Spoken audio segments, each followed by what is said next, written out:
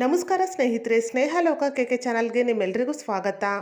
ಜ್ಯೋತಿಷ್ಯ ಶಾಸ್ತ್ರದಲ್ಲಿ ಪುಷ್ಯ ನಕ್ಷತ್ರವನ್ನು ಅತ್ಯುತ್ತಮ ನಕ್ಷತ್ರವೆಂದು ಪರಿಗಣಿಸಲಾಗುತ್ತದೆ.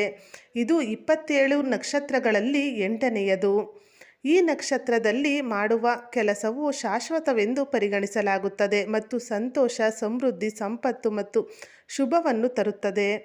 ಶನಿಯನ್ನು ಪುಷ್ಯ ನಕ್ಷತ್ರದ ಆಡಳಿತ ಗ್ರಹವೆಂದು ಪರಿಗಣಿಸಲಾಗುತ್ತದೆ. ಪುಷ್ಯ ನಕ್ಷತ್ರವು ಸಂಯೋಗದಲ್ಲಿರುವಾಗ ಈ ಅವಧಿಯಲ್ಲಿ ಚಿನ್ನ, ಬೆಳ್ಳಿ ಅಥವಾ ಇತರ ವಸ್ತುಗಳನ್ನು ಖರೀದಿಸಿ ಮನೆಗೆ ತರುವುದು ಧನ್ತೆರಸ್ ಖರೀದಿಯಂತೆಯೇ ಫಲಿತಾಂಶವನ್ನು ನೀಡುತ್ತದೆ ಎಂಬ ನಂಬಿಕೆಯಿದೆ. ಪುಷ್ಯ ನಕ್ಷತ್ರದ ಸಮಯದಲ್ಲಿ ಮಾಡುವ ಕೆಲಸ ಮತ್ತು ಖರೀದಿಗಳು ತುಂಬಾ ಶುಭವಾದದ್ದು. ಪಂಚಾಂಗದ ಪ್ರಕಾರ ಪುಷ್ಯ ನಕ್ಷತ್ರದ ಪವಾಡದ ಮತ್ತು ಅದ್ಭುತವಾದ ಸಂಯೋಜನೆಯು ಪ್ರತಿ ತಿಂಗಳಲ್ಲಿ ಒಮ್ಮೆ ಅಥವಾ ಹೆಚ್ಚೆಂದರೆ 2 ಬಾರಿ ಮಾತ್ರ ಸಂಭವಿಸುತ್ತದೆ.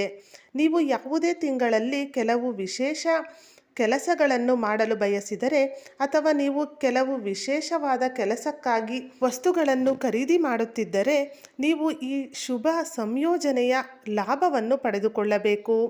ಜನವರಿ 2026ರಲ್ಲಿ ಪುಷ್ಯ ನಕ್ಷತ್ರ ಯಾವಾಗ ಬರುತ್ತದೆ, ಯಾವ ಪುಷ್ಯ ನಕ್ಷತ್ರ ಬರುತ್ತದೆ ಮತ್ತು ಈ ಯೋಗದಲ್ಲಿ ಏನು ಮಾಡಿದರೆ ವಿಶೇಷವಾಗಿ ಪ್ರಯೋಜನಕಾರವಾಗುತ್ತದೆ, ಈ ಎಲ್ಲ ಮಾಹಿತಿಯನ್ನು ಇವತ್ತಿನ ಈ ವಿಡಿಯೋದಲ್ಲಿ ತಿಳಿಯೋಣ ಸ್ನೇಹಿತರೆ.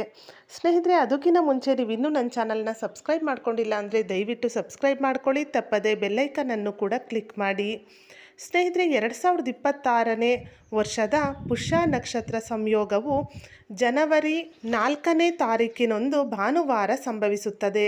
ಈ ಸಂಯೋಗವು ಜನವರಿ 4ನೇ ತಾರೀಕಿನ ಭಾನುವಾರ ಮಧ್ಯಾಹ್ನ 3:11 ಪ್ರಾರಂಭವಾಗಿ ಜನವರಿ 5ನೇ ತಾರೀಕಿನ ಸೋಮವಾರ ಮಧ್ಯಾಹ್ನ 1:25 ಮುಕ್ತಾಯಗೊಳ್ಳುತ್ತದೆ. ಇದು ರವಿ ಪುಷ್ಯ ಯೋಗವಾಗಿದ್ದು ಈ ಯೋಗದ ಒಟ್ಟು ಅವಧಿ 22 ಗಂಟೆ 13 ನಿಮಿಷಗಳು.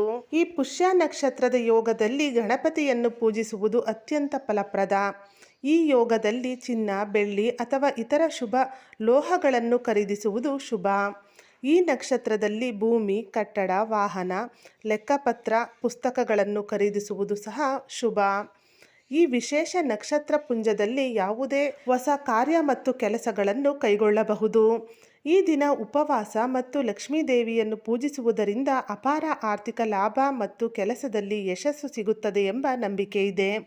ಪುಷ್ಯ ಯೋಗದ ಸಮಯದಲ್ಲಿ ಮನೆಯಲ್ಲಿ ಲಕ್ಷ್ಮೀ ದೇವಿಯನ್ನು ಪ್ರತಿಷ್ಠಾಪಿಸಿ ಪೂಜಿಸುವುದು ಸಮೃದ್ಧಿಯನ್ನು ತರುತ್ತದೆ. ಇದರಿಂದ ಹಣದ ಕೊರತೆ ದೂರವಾಗುತ್ತದೆ. ಪುಷ್ಯ ನಕ್ಷತ್ರದ ಸಮಯದಲ್ಲಿ ಚಿನ್ನವನ್ನು ಖರೀದಿಸಬಹುದು ಎಂಬ ನಂಬಿಕೆ ಕೂಡ ಇದೆ, ಆದರೆ ಅದನ್ನು ಧರಿಸಬಾರದು. ಅದೇ ರೀತಿ ಈ ನಕ್ಷತ್ರದ ಸಮಯದಲ್ಲಿ ಮದುವೆಯನ್ನು ಸಹ ನಿಷೇಧಿಸಲಾಗಿದೆ, ಏಕೆಂದರೆ ಇದು ಬ್ರಹ್ಮನಿಂದ ಶಾಪಗ್ರಸ್ತವಾಗಿದೆ ಎಂದು ಹೇಳಲಾಗುತ್ತದೆ. ಪುಷ್ಯ ನಕ್ಷತ್ರದ ಅಧಿಪತಿ ಶನಿ ಮಹಾರಾಜ. ಆದ್ದರಿಂದ ಈ ನಕ್ಷತ್ರದಲ್ಲಿ ಯಾರನ್ನು ಕೂಡ ಅವಮಾನಿಸಬಾರದು ಮತ್ತು ಸುಳ್ಳನ್ನು ಸಹ ಹೇಳಬಾರದು. ಸ್ನೇಹಿತರೆ, ಈ ವಿಡಿಯೋದಲ್ಲಿ ಪುಷ್ಯ ನಕ್ಷತ್ರ ಯಾವಾಗ ಬರುತ್ತದೆ, ಪುಷ್ಯ ನಕ್ಷತ್ರದಿಂದ ಆಗುವ ಪ್ರಯೋಜನಗಳೇನು, ಈ ದಿನ ಯಾವ ಕೆಲಸಗಳನ್ನು ಕೈಗೊಳ್ಳಬೇಕು, ಈ ಎಲ್ಲ ಮಾಹಿತಿಯನ್ನು ತಿಳಿಸಿದ್ದೇನೆ. ಇವತ್ತಿನ ಈ ವಿಡಿಯೋ ನಿಮಗೆ ಇಷ್ಟವಾದಲ್ಲಿ ವಿಡಿಯೋನ ಲೈಕ್ ಮಾಡಿ, ಹಾಗೆ ನಿಮ್ಮ ಫ್ರೆಂಡ್ಸ್ ಆ್ಯಂಡ್ ಫ್ಯಾಮಿಲಿಗೂ ಈ ವಿಡಿಯೋವನ್ನು ಶೇರ್ ಮಾಡಿ.